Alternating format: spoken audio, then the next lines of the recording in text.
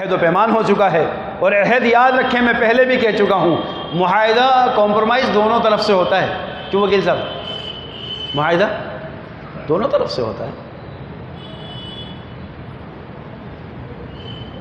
کہ دونوں آپس میں معاہدہ کرتی ہیں پارٹیاں، نہ ہم تم سے کچھ کہیں گے نہ تم ہم سے کچھ کہو، ہم تمہارے دین میں مداخلت نہیں کریں گے، انٹرفیئر نہیں کریں گے، تم ہمارے دین میں مداخلت مت کرو۔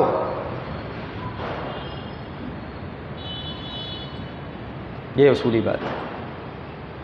اب مداخلت کے کوئی دوسرے راستے بھی اختیار نہیں کرو گے آپ، ہیلے سازیاں۔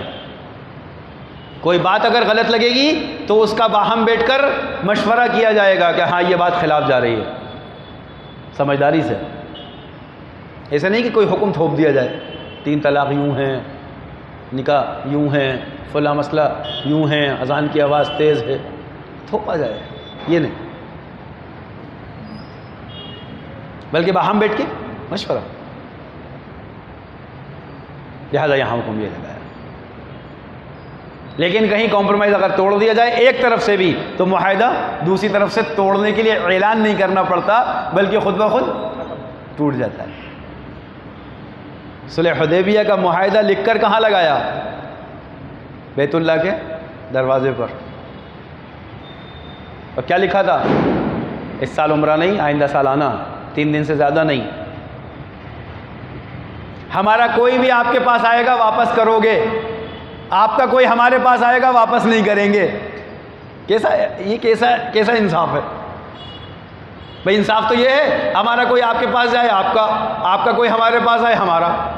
انصاف تو یہی کہے گا نا، عقل مند دانشور سمجھدار آدمی اس پر فیصلہ کر لے گا کہ ٹھیک ہے بھائی، تمہارے پاس خوشی سے کوئی آ رہا ہے تم رکھ لو، ہمارے پاس خوشی سے آ رہے ہیں ہم رکھ لیں گے۔ لیکن یہ دیکھو ظلم، اس سال عمرہ نہیں کرنے دیں گے، آئندہ سال آنا، 3 دن سے زیادہ رکنے نہیں دیں گے، ہتھیار لے کر نہیں آؤ گے، یہ سارے حکم لگا دیے۔ اور آپ ہر چیز پر ٹھیک ہے، نعم نعم نعم، سب پر معاہدے ہو رہے ہیں۔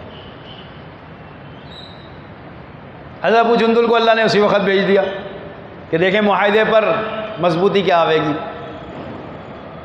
اور جو معاہدہ لکھ رہے تھے انہی کے بیٹے تھے ابو جندل، صحیح ہے نا؟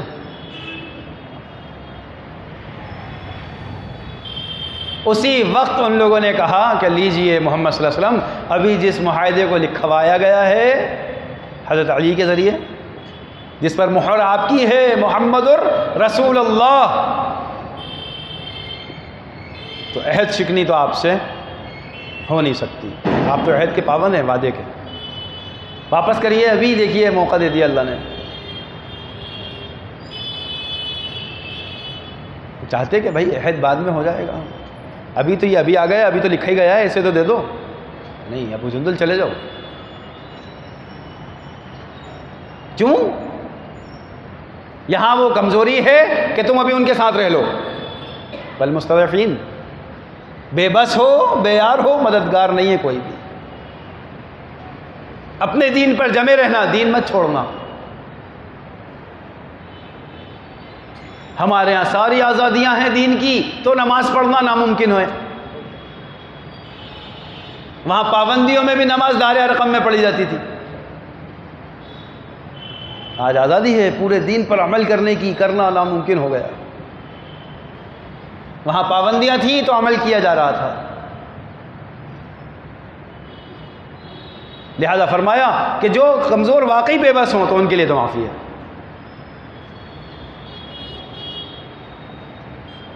لہذا ان کے لیے یہ راستے کھلے ہوئے ہیں، وہ ایسا کر لیں، لیکن ہجرت فقط اللہ کے لیے ہو، یہ شرط ہے۔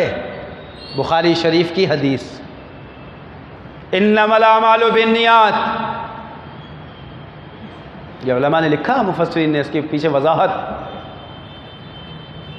کہ پورے عمل کا دار و مدار نیت پر ہے، ہجرت کس غرض سے ہے۔ فمن كانت ہجرتہ الی اللہ ورسولہ، جو ہجرت اللہ اس کے رسول کے لیے کرے گا تو یہ ہجرت شمار ہوگی۔ جو ہجرت نکاح کی غرض، مال کی غرض، دنیا کمانے کی غرض سے کرے گا اس کو نہ ہجرت کا ثواب ملے گا نہ اللہ ان کے حالات بدلیں گے. ورنہ اصول ہے ہجرت کا کہ جن لوگوں نے ہجرت کی ہے حالات بالکل ناساز تھے، ہجرت کے بعد وہ برکت کے دہانے اللہ نے کھولے ہیں. اس آیت سے اس کی طرف اشارہ ہے. وَمَن يُهَاجِرْ فِي سَبِيلِ اللَّهِ، جو کوئی وطن چھوڑے اللہ کی راہ میں تو کیا پائے گا؟ یجد فی الارض مراغما کثیرا وسعا. یہ ہے وہ بات کہ اس کے مقابلے میں جگہ بہت اور کشائش اللہ دہانے کھول دیں گے ہجرت کرنے والوں کے لیے. جو ہجرت فقط اللہ اس کے رسول کی نسبتاً، یہ ہے بات. ہجرت اس لیے نہیں دنیاوی غرض، ہجرت اس لیے نہیں لوگ کہیں ماشاءاللہ یہ تو بڑا سفر کر کے آئے ہیں، ہجرت کر کے آئے ہیں. اس لیے علماء نے لکھا ہے کہ آپ کبھی کسی ہجرت کرنے والے کو غریب نہیں پائیں گے. ابتداءً شروعاتی دور میں اللہ امتحان لیتے ہیں، آزماتے ہیں. ہر ہجرت کرنے والے کا امتحان ہوگا. صحابہ کا ہوا کہ نہیں ہوا؟ مکے سے گئے مدینے، حالت کیسے کہ مواخات کرانا پڑی بھائی چارگی کہ چلو آپس میں مل جل کے رہیں گے. اور وہ صحابہ مدینے کے انصار اتنے محبت والے کہ وہ کہہ رہے ہیں یہ باغ ہے عادت ہمارا، یہ گھر ہے عادت ہمارا، یہ میری بیویاں ہیں. تم بیویاں چھوڑ کر آئے ہو، پریشان حال ہو، میں اس کو طلاق دے دوں ایک آدھ بیوی کو، 3-4 رکھتے تھے، وہ عدت گزارے تم اس میں اپنے نکاح میں لے لینا. کیونکہ معلوم تھا یہ بالکل حالت عجیب ہے، لاچار حالت میں آئے. کیا کیا انہوں نے؟ ہجرت اللہ کے لیے کی ہے. نہ تمہارا باغ چاہیے، نہ کھیتیاں چاہیے، نہ گھر کاروبار چاہیے، نہ بیویاں مطلوب ہیں. اگر یہی سب مطلوب ہوتا تو مطالبہ تو مکے میں ہی ہو گیا. اے محمد صلی اللہ علیہ وسلم، مال چاہتے ہو اگر اس دین کی وجہ سے تو سب سے زیادہ مالدار بنا دیں. بہترین عورت سے نکاح چاہتے ہو تو سب سے خوبصورت لڑکی سے نکاح کرا دیں. اور اگر حکومت چاہتے ہو تو اپنا سردار بنا لیں. اب بتاؤ تینوں چیزیں سامنے آ گئی کہ نہیں آ گئی؟ اس وقت کے کام کرنے والے، قربانی دینے والے ان چیزوں کو سامنے رکھیں. نہ اس سے مقصود نکاح ہے، نہ اس سے مقصود مال و متاع ہے، نہ اس سے مقصود عہدے اور ذمہ داریاں ہیں. ہم کام میں لگیں تو ذمہ دار بنائے جائیں، ہم کام میں لگیں تو فلاں فلاں بنا دیے جائیں. یہ مقصود نہ ہو، بلکہ مقصد ذمہ داری پوری کرنا ہو. مقصد کیا ہو؟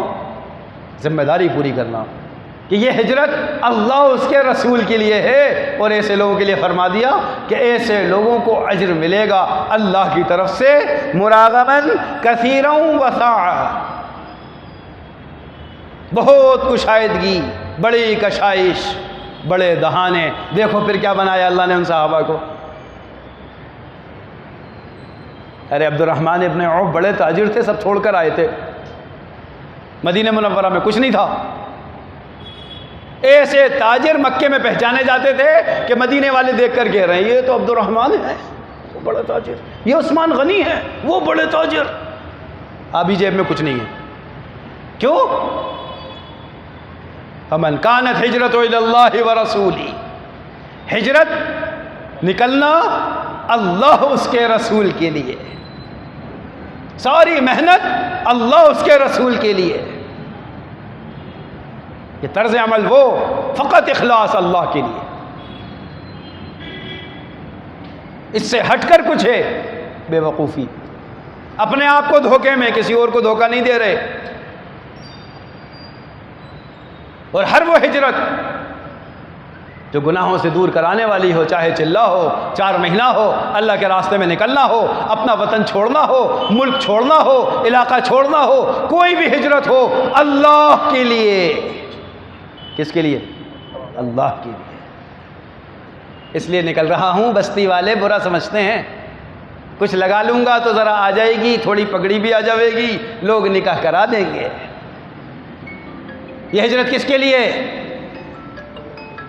بخاری کی پہلی حدیث دیکھو، فمن کانت ہجرتہ الی الدنیا ویصیبھا. کہ جو ہجرت اس غرض سے کرے کہ دنیا کا کچھ ہاتھ آ جائے، تو یاد رکھے اس کی ہجرت وہی ہے جہاں کے لیے اس نے ہجرت کی ہوئی ہے، وہی ملے گا اس کو، فقط کچھ نہیں ملے گا۔ پوری محنت کا مطلب اللہ، پوری محنت کا مطلب یہ 100% اخلاص ہے۔ ہمارا نکلنا، ہمارا چلنا، ہماری محنت، برائیوں کا چھوڑنا، نگاہوں کی حفاظت، زبانوں کی حفاظت، یہ سب ہجرت کے زمرے ہیں، اسی زمرے میں داخل ہیں۔ صرف اللہ کے لیے۔ اب کوئی اگر ہجرت کرے اور نکلے اور راستے میں اس کا انتقال ہو جائے، کیا کریں؟ اس کے متعلق ایک حدیث میں واقعہ لکھا ہے، یہ اگلی آیت میں حضرت خالد ابن حزام رضی اللہ تعالیٰ عنہ کے بارے میں ہجرت حبشہ کے زمانے میں نازل ہوئی تھی۔ یہ اگلی آیت جو ہے مختصر سی، کہ جب وہ حبشہ کی ہجرت کر رہے تھے، راستے میں ان کو ایک سانپ نے کاٹ لیا۔ خالد ابن حزام رضی اللہ عنہ، ہجرت مکمل بھی نہیں ہوئی، حبشہ بھی نہ پہنچے، راستے میں ان کو سانپ نے کاٹ لیا، اس سے ان کا انتقال ہو گیا۔ اللہ کی طرف سے حکم نازل ہوا ہے، وَمَن يَخْرُجْ مِن بَيْتِهِ مُهَاجِرًا إِلَى اللَّهِ وَرَسُولِهِ ثُمَّ يُدْرِكْهُ الْمَوْتُ، کہ وہ موت پا جائے، فقد وقع أجرُهُ عَلَى اللَّهِ، اس کا بدلہ اللہ کے پاس ہے۔ اللہ کے راستے میں موت واقع ہوئی ہے، کوئی یہ نہ سوچے ہجرت مکمل نہیں ہے، کیونکہ وہ تو نکلا ہی تھا نیت کر کے۔ تو جو گناہ چھوڑنے کی نیت بھی کر لیتا ہے یہ بھی ہجرت ہے، جو گھر سے چل دے، قدم بڑھا لے، یہ بھی ہجرت ہے۔ وہ 99 قتل والا راہب سے ملا، کہا 99 قتل کر چکا ہوں، کوئی راستہ ہے مغفرت کا، توبہ کا؟ اب جنہوں نے راستے دیکھے ہی نہ ہو، پھیرے ہی نہ ہو، جن کے دلوں میں امت کا غم ہی نہ ہو، امت کا کوئی حال ان کو پتہ نہ ہو، ایک زاویے میں کونے میں بیٹھ کر صرف یوں ہی کہہ دینا، ارے تم کہاں جہنمی، دھڑلے سے جو پھرتا ہے اس کو احساس یہ ہوتا ہے۔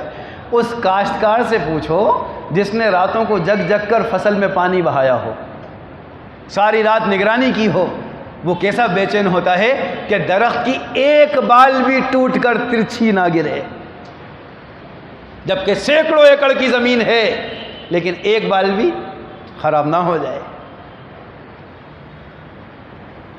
کہ ایک ایک امتی قیمتی ہے، کیسے کسی کو جہنمی کہہ دیں؟ کہ اس راہب نے، اور راہب کس کو کہتے ہیں؟ زاویہ نشین، دنیا سے سب ترک کر کے ایک کونا اختیار کر لیا، کیا پھرنا امت میں، کیا دین کی محنت، کیا علم، کیا پڑھنا پڑھانا، سب چھوڑ دیتے ہیں، الگ کونا۔ لہذا اس نے کہا ہاں تم کہاں مغفرت کی توبہ کی امید لگائے بیٹھے، جہنمی؟ اچھا 99 کیے تھے، 100 پورے کر لیتا ہوں، یہی 100 ایسے فتویٰ دینے والے کئی گردن اڑاتی، چلو تمہارا بھی قتل، 100 پورے، کیا کہتے ہیں، سینچری مار دی، 100 کمپلیٹ۔ اب کوئی گنجائش نہیں بچتی کہ جب تم نے کیا ہی دیا، لیکن اس کے دل میں طلب تھی گناہوں سے بچنے کی، اللہ کی ذات سے امید کہ مغفرت تو ہو سکتی ہے۔ وَكَانَ اللَّهُ غَفُورًا رَحِيمًا، غفور بھی ہے، رحیم بھی ہے۔ کتنے سال کے گناہ ہوں، توبہ کر کے آؤ، سب معاف، لیکن سچے دل سے توبہ، اور توبہ اللہ کے لیے، مقصد کچھ نہ ہو سوائے اللہ کے۔ تو دیکھو اللہ کے لیے آیا تھا، 100 پورے کر دیے، لیکن طلب ابھی بھی باقی ہے کہ گناہ چھوڑنا ہے، گناہ چھوڑنا ہے، یہ غلط کیا ہے میں نے، 99 قتل تھے، 100 پورے کر دیے، اب کیا کروں؟ اللہ کا کرنا دیکھو۔ اس کی ملاقات ایک اہل علم سے ہوئی، کس سے ہوئی؟ علم والے سے۔ اس سے مل کر کہا کہ میں نے 100 قتل کر دی، یہ کیا ہے، کوئی راستہ ہے؟ ہاں ہے نا، جانتا تھا کہ جو ہجرت کرے چھوڑ دے ان گناہوں کے راستوں کو، چھوڑ دے ان گناہوں کی سبیلوں کو، چھوڑے ان جگہوں کو جہاں پر وہ غلطیاں واقع ہوئی ہیں۔ دل میں طلب ہے، نکلو کہ قدم تو بڑھاؤ۔ اب تو ہی نہ چاہے تو بہانے ہزار ہیں، پھر کہیں سے بھی ثابت کریں آ کے، یہ تو وہاں سے بھی ثابت ہے، یہاں سے بھی ثابت ہے، چھوڑنا ہی نہیں چاہتے، یہ تو بہانے ہیں۔ اور جو چھوڑنا چاہتے ہیں، حدیث میں ہے جو عفت چاہتا ہے اللہ اسے عفیف کر دیتے ہیں، یعنی جو پاک ہونا چاہتا ہے اللہ اسے پاک کر دیتے ہیں، یہ ہے عفت۔ اور تو ہی نہ چاہے تو بہانے ہزار، چھوڑنا چاہتے نہیں ہیں، اوکے ہوتا ہی نہیں، چھوٹتا ہی نہیں۔ یہ چاہتا تھا 100 قتل کے بعد بھی کہ چھوٹ جائے، تو اہل علم نے کہا ہاں ہاں موقع ہے، بستی چھوڑ۔ کہ بستی چھوڑی ہے اور راستے میں ملک الموت، چلو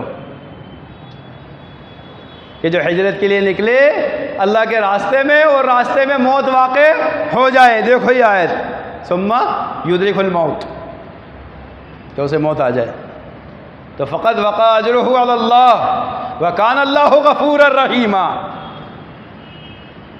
اللہ نے اس کے لیے تو اپنے پاس اجر رکھا ہوا ہے، ثواب ہے، اور اللہ تو ہیں ہی بڑے بخشنے والے مہربان، کہ فوراً موقع دیا۔ اب دونوں طرف کے فرشتے ہیں، جہنم میں لے کے جائیں گے، گناہ گار بہت تھا، 100 قتل کیے ہیں، ادھر والے کہہ رہے ہیں توبہ کے لیے نکلا تھا، اس بستی کے قریب جا رہا تھا، ہم جنت میں لے کے جائیں گے، توبہ کے لیے ہجرت کی ہے، کہ گناہ چھوڑنے کا عزم کیا ہے تو ادھر والے بھی تیار ہیں، اور گناہ کر کے آیا تھا تو ادھر والے بھی تیار ہیں، اب کیا کریں؟ اور اللہ کے پاس اجر ہے، حکم دیا فرشتوں کو، قدم ناپو، دیکھو کس کے قریب ہے، اس بستی کے قریب کہ اس بستی کے قریب، جس بستی میں گناہوں کا وقوع ہے اس کے قریب ہو تو جہنم میں لے جاؤ، کیونکہ ابھی یہی ہیں، اور ادھر ہے تو چلو،